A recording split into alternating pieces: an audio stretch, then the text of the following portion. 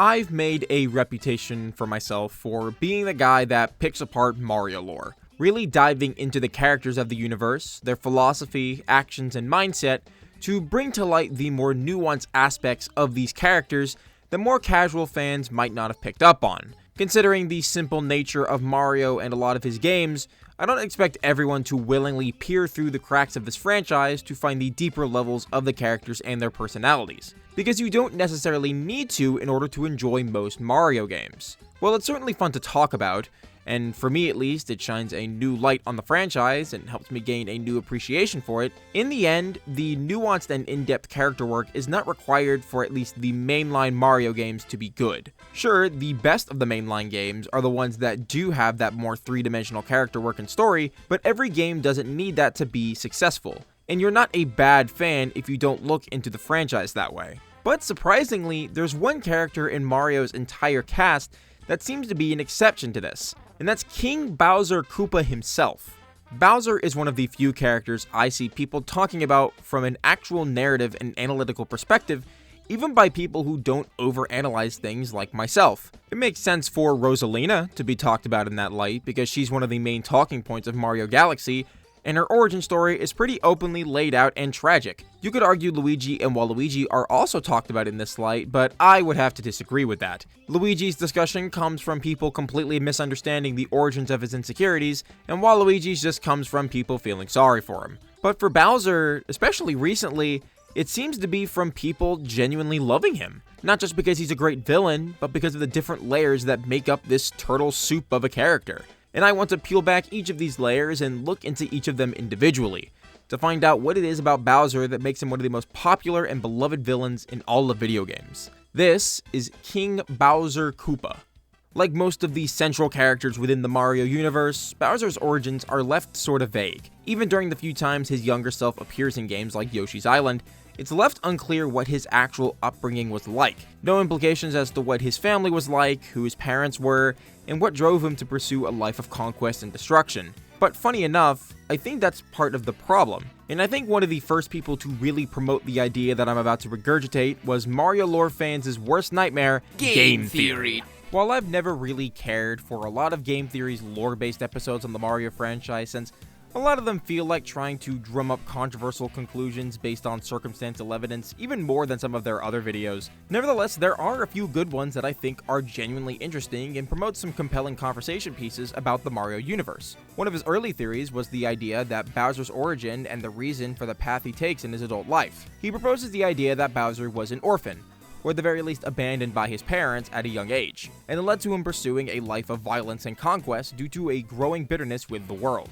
He points to the lack of a father or mother Koopa or any mention of them in any game where we see Bowser as a youngling, and notes that the only real caretaker that we see for Bowser at this time was Kamek, who we see as a consistent counselor for Bowser even when he's an adult. It provides a pretty reasonable explanation as to why there's little to no mention of Bowser's family, while also tying it as to why he's gone on to lead such a violent life. It also offers a more sympathetic lens to view Bowser's tyranny from, rather than just explaining him away as a one-note villain, and in my opinion, humanizes him. Now, while this is a satisfying answer as to why Bowser is so angry all the time and what leads him to wanting to burn down the Mushroom Kingdom every other week, there is still a soft, tender soul lurking underneath that hardened shell. We see several times throughout the series moments of Bowser showcasing sadness, remorse, or genuine regret, and these scenes normally revolve around his son, Bowser Jr. Once again, this was brought up in the game theory about Bowser, and again, I think MatPat nails this angle of Bowser's character as well. Bowser Jr.'s existence is another big question block that has plagued the Mario fanbase since its inception.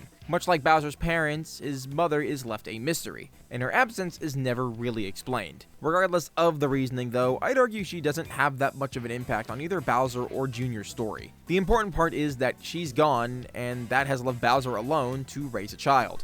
When you look at Bowser's actions throughout the games, especially with Mario Sunshine onwards, everything he does can be tied back to the theme of family. Main example, of course, being his constant kidnapping of Princess Peach. While sure, he does genuinely desire Peach's affection, the other half of it is just trying to provide a mother figure to Junior and the rest of his adopted children, who are another example of this overarching theme. Yes, I do consider the Koopalings Bowser's children.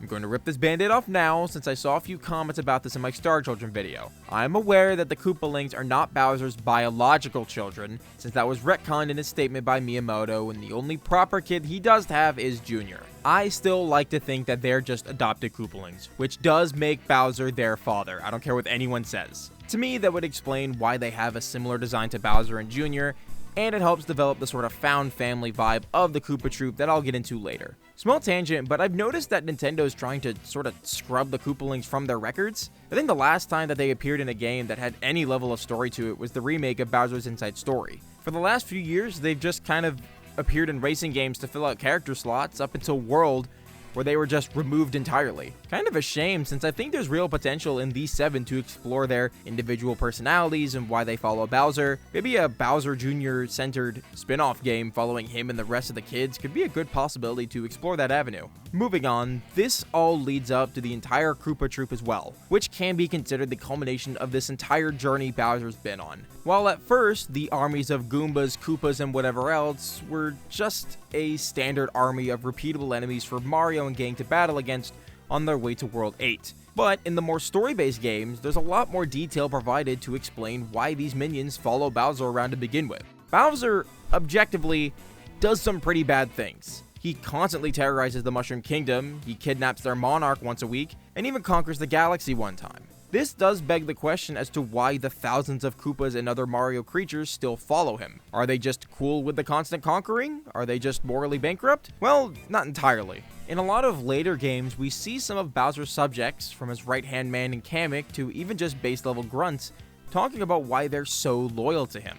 He's one of the few people that understands them. Just like Bowser, the members of the Koopa Troop are outcasts, misfits, rejected by the outside world and searching for their place in the world. Bowser was denied a normal life. His parents had abandoned him or died, and they left him alone in a castle with nothing but a lone mage to raise him as best he could. He became bitter with the world for rejecting him, not just once as a child, but twice when he grew up. He was unable to form the proper family that he never had, and was left in the same position that Kamek was, trying to raise a single child on his own. But then he started gathering more, other outcasts and misfits like himself that didn't have a proper place in the world. Bowser gave them purpose. That's why he spoils Junior so much and makes him the captain of his forces. He wants to give his son a purpose in life. He adopted the Koopalings, 7 kids who probably also lost their parents as well. Bowser doesn't want them to grow up angry and alone in the world like he did, so he adopts them, and slowly but surely creates his own family. A family that he would willingly sacrifice his life for. What I love about this perspective on Bowser is that it ties back to a common theme that I've noticed pop up throughout Mario stories, and that's relationships and connections. Bonds so strong that they defy all expectations. Whether it be the unbreakable brotherly bond of Mario and Luigi, the undertones of romance between Mario and Peach, the group tribal-like bond of the Yoshi species, the familial bonds of the Kongs, or the much larger family bond of Bowser and the Koopa Troop.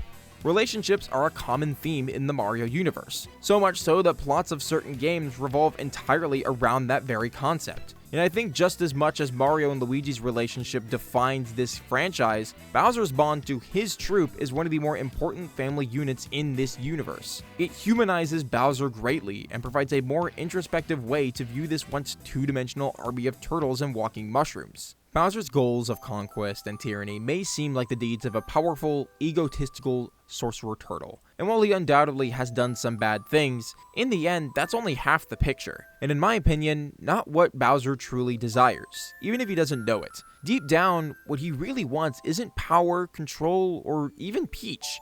He wanted a family, a home, and since the world denied him that, he built his own. And while I think this will never come to pass, I think you could definitely argue that Bowser could truly reform and realize what he's truly been after all this time. Considering the episodic and somewhat formulaic patterns of Mario stories, I don't think this will ever happen. The mainline Mario games need Bowser as the main villain every time because Bowser sells. And while they can get away with it with the spin-offs or the RPGs, I doubt they'd be able to get away with it in a mainline game. But, narratively, I think it would make a lot of sense for Bowser to truly reform and become, maybe not a full-fledged hero, but realize that what he's been doing was wrong and misguided, and change his ways completely. He's already battled on the side of good multiple times, even if he said he's only doing it so he can conquer the kingdom later. He still has a level of compassion and good nature that extends beyond just his family. And I think that could come down to just a simple, honest conversation between Mario and Bowser. Mario is a character that, similarly to shonen anime characters like Goku, Luffy, and Naruto, inspire other people around them to change, rather than being the one that does the changing himself. With that in mind, I think you could make a real argument that that could be the natural ending to Mario and Bowser's relationship, going from enemies to rivals to, well, maybe not friends, but associates maybe? Bowser is a character that, much like other members of the Mario cast, I've grown to gain a deeper understanding and appreciation for. What was once just a one-note cartoonish villain slowly evolved into something much sadder, yet much more uplifting at the same time. A lonely man that was denied a proper family, but one still formed around him anyway. A misunderstood monster now finding the connections he was wanting.